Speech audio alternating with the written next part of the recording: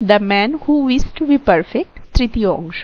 দেখো, এর আগের ভিডিও পর্যন্ত আমরা দেখেছিলাম সেই রাজার এল্ডার সন সেই সন্ন্যাসীর সাথে জঙ্গলের রাস্তা পেরিয়ে লোকবসতি থেকে অনেক দূরে সেই সন্ন্যাসীর পাতায় ছাওয়া কুটিরে এসে পৌঁছেছিল।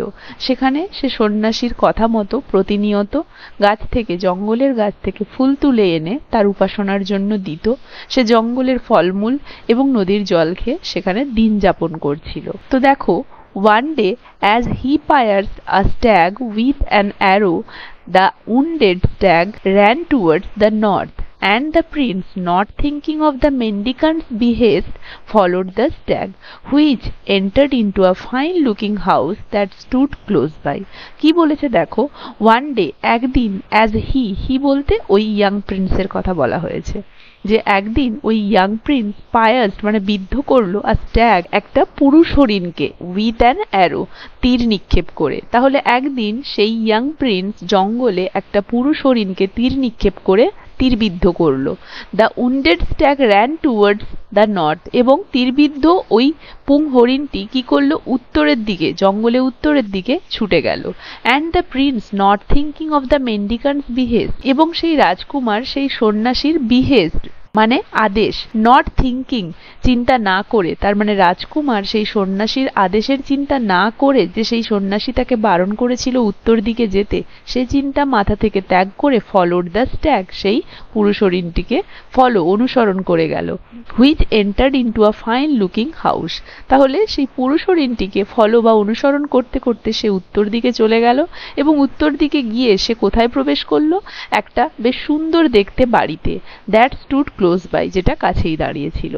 দ্য প্রিন্স এন্টার্ড, বাড়িতে ঢুকলো prince, but instead of finding the deer, কিন্তু পরিবর্তে মানে ওই হরিণটিকে খোঁজার পরিবর্তে, he saw a young women of matchless beauty sitting near the door with a dice table set before her, কিন্তু সেই বাড়িতে ঢুকে সেই হরিণটিকে খোঁজার পরিবর্তে সে দেখতে পেয়েছিল একটা যুবতী মহিলা অফ ম্যাচলেস বিউটি, অপরূপ সুন্দরী, যে কিনা বসে রয়েছে দরজার কাছে, উইথ আ ডায়াস টেবিল, একটা পাশা খেলার টেবিল, সেট বিফোর হার, তার সামনে সেট বা রেখে। তাহলে সে ভেতরে ঢুকলো এবং ঢোকার পরে সেই হরিণটিকে খোঁজার পরিবর্তে সে দেখতে পেল একজন অপরূপ সুন্দরী মহিলাকে, যে কিনা তার সামনে পাশা খেলার একটা টেবিল নিয়ে বসে রয়েছে। The Prince was rooted to the spot while he admired the heaven-born beauty of the lady. The prince was rooted, সেই রাজকুমার নিশ্চল হয়ে গেল, টু দ্য স্পট, সেই স্থানেই, যখন সে প্রশংসা করলো দ্য হেভেন-বর্ন বিউটি, সেই স্বর্গীয় রূপের, অফ দ্য লেডি, সেই মহিলাটির। তাহলে সেই রাজকুমার সেই মুহূর্তে সেই স্থানে একদম নিশ্চল হয়ে গেল সেই মহিলাটির স্বর্গীয় রূপ দেখে এবং সেটার প্রশংসা করে। Come in stranger, said the lady, chance has brought you here, but don't go away without having me a game of dice. তাহলে সেই মহিলাটি রাজকুমারকে বলল ভেতরে আসুন। তাহলে সেই মহিলাটি রাজকুমারকে বলল ভেতরে আসুন, ঘটনাচক্র আপনাকে এখানে টেনে এনেছে, কিন্তু এখান থেকে আপনি একদান পাশা না খেলে যেতে পারবেন না। The prince gladly agreed to the proposal, সেই রাজকুমার সানন্দে সেই মহিলাটির সেই প্রস্তাবে রাজি হলো। As it was a game of risk, they agreed that if the prince lost the game he should give his young hawk to the lady, and that if the lady lost it, she should give to the prince a young hawk just like that of the prince. তাহলে কি বলছে দেখো, the prince gladly agreed to the proposal, Prince বা রাজকুমার সানন্দে রাজি হয়ে গেল ওই মহিলাটির ওই প্রস্তাবে, এবং as it was a game of risk, যেহেতু এই পাশা খেলাটা একটা ঝুঁকিপূর্ণ খেলা, দে এগ্রিড, তারা রাজি হলো, দ্যাট, যে if the prince lost the game, যে যদি রাজকুমার এই দানটা বা ওই খেলাটা হেরে যায়, he should give his young hawk, তাকে তার ওই বাচ্চা বাজ পাখিটিকে ওই লেডিকে, ওই মহিলাটিকে দিয়ে দিতে হবে। And that if the lady lost it, এবং অপরপক্ষে যদি ওই মহিলাটি হেরে যায়, সেই মহিলাটি ঠিক একই রকম একটা বাচ্চা বাজ পাখি সেই ইয়াং প্রিন্সকে বা রাজকুমারকে দেবে।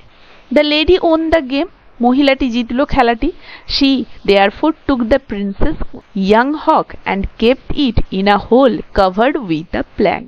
তাহলে সেই খেলাটি সেই মহিলাটি জিতলো এবং তাই took the princess young hawk, সে কি করলো, রাজকুমারের ওই বাচ্চা বাজ পাখিটিকে নিয়ে নিল এবং কেপ্ট ইট, রেখে দিল ইন আ হোল, একটি গর্তে, covered with a plank. Plank মানে হচ্ছে কাঠের তক্তা, তাহলে কাঠের তক্তা চাপা দিয়ে একটা গর্তে পুরে সেটিকে রেখে দিল। The prince offer to play a second time, রাজকুমার ওই মহিলাটিকে দ্বিতীয়বার খেলার জন্য প্রস্তাব দিল। And the lady agreeing to it, they fell to it again on the condition that if the lady won the game she should take the princess puppy, and if she lost it she should give to the prince a puppy just like that of the prince.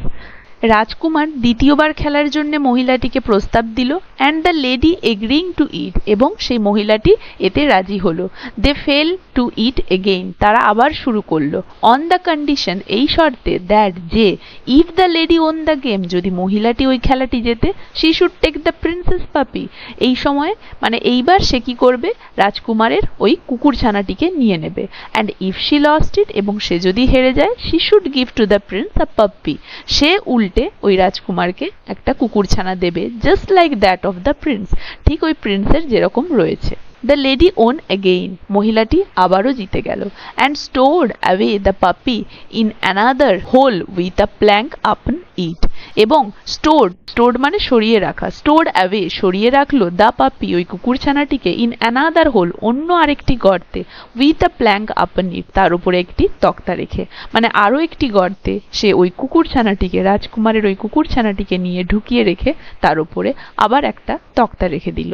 The prince offer to play a third time, রাজপুত্র আবার তৃতীয়বারের জন্য ওই মহিলাটিকে খেলার প্রস্তাব দিল। And the wager was that if the prince lost the game he should give himself up to the lady to be done to buy her anything she pleased, and that if he won, the lady should give him a young man exactly like himself. তাহলে যখন তৃতীয়বার রাজপুত্র ওই মহিলাটিকে খেলার প্রস্তাব দিল, and the wager was that, এবং বাজি এই ছিল যে, if the prince lost the game, যদি রাজপুত্র বা রাজকুমার ওই খেলাটি হেরে যায়, he should give himself, তাকে নিজেকে দিয়ে দিতে হবে ওই মহিলাটির কাছে, to be done to buy her anything she pleased, এবং মহিলাটি তাকে নিয়ে যা খুশি করতে পারে। and that if he won, এবং যদি সে জিতে যায়, the lady should give him, উপরন্তু সেই মহিলাটি তাকে দেবে a young man, একটা যুবক মানুষ, exactly like himself, একদমই তার মতো দেখতে। তাহলে যদি সে হেরে যায়, তাকে নিজেকে ওই মহিলাটিকে দিয়ে দিতে হবে এবং মহিলাটি তাকে নিয়ে যা খুশি করতে পারে, কিন্তু যদি সে জিতে যায়, তাহলে মহিলাটি ঘুরে তাকে একজন ইয়াং ম্যান, একদমই তার মতো একজন ইয়ং ম্যান তাকে দেবে। The lady won the game a third time, মহিলাটি তৃতীয়বারের জন্যও জিতে গেল। She therefore caught hold of the prince and put him in a hole covered over with a plank, অতএব সে কি করলো, কট হোল্ড, সে ধরে রাখলো, অফ দ্য প্রিন্স, ওই প্রিন্স বা রাজকুমার ক্যান, put him in a hole, এবং তাকে একটি গর্তে ভরে দিল, covered over with a plank, তার উপরে সে একটি তক্তা ঢেকে দিল।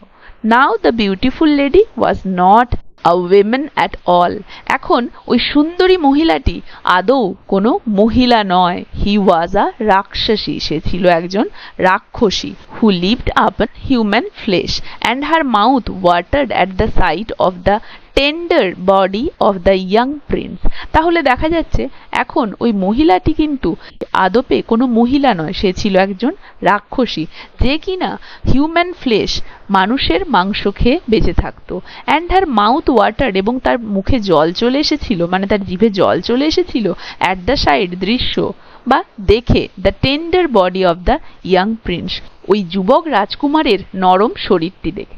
তাহলে সে যেহেতু মানুষের মাংস খেয়ে বেঁচে থাকতো ওই রাক্ষসীটি, তার মুখে জল চলে এসেছিল ওই যুবক রাজকুমারের সুন্দর নরম দেহটি দেখে। But as she had her food that day, she reserved the Prince for the meal of the following day, কিন্তু যেহেতু তার সেদিনের খাবারটা খাওয়া হয়ে গিয়েছিল, তাই শি রিজার্ভড দ্য প্রিন্স, সে সেই রাজকুমারকে রিজার্ভ সংরক্ষণ করে রেখেছিল for the meal of the following day, পরের দিনের খাবারের জন্য।